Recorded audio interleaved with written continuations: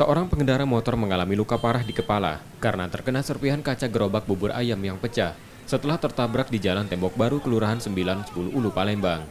Kecelakaan bermula saat pengendara motor melaju dengan kecepatan sedang dari arah Pelaju ke Pasar 10 Ulu dengan membawa ikan. Diduga hilang keseimbangan ketika melintas di jalan sempit. Motor oleng dan menabrak gerobak bubur ayam. Kuatnya benturan membuat pengendara motor terpental dan membentur kaca gerobak. Sementara pedagang bubur ayam terkena kuah panas di tangan.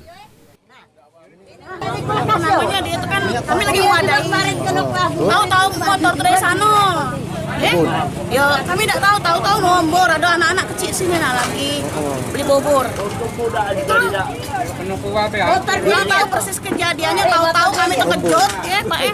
Tahu-tahu iya kuah bubur tuh diram kami kalau. Dia mau apa tadi?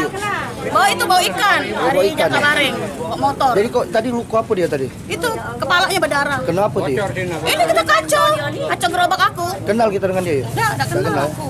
Bukan orang sini ya? Enggak tahu ya Pak, tadi itu kan itunya. Warga sekitar kemudian menolong korban dan membawa kedua korban ke rumah sakit terdekat. Yudi Kiswanto, Kompas TV, Palembang.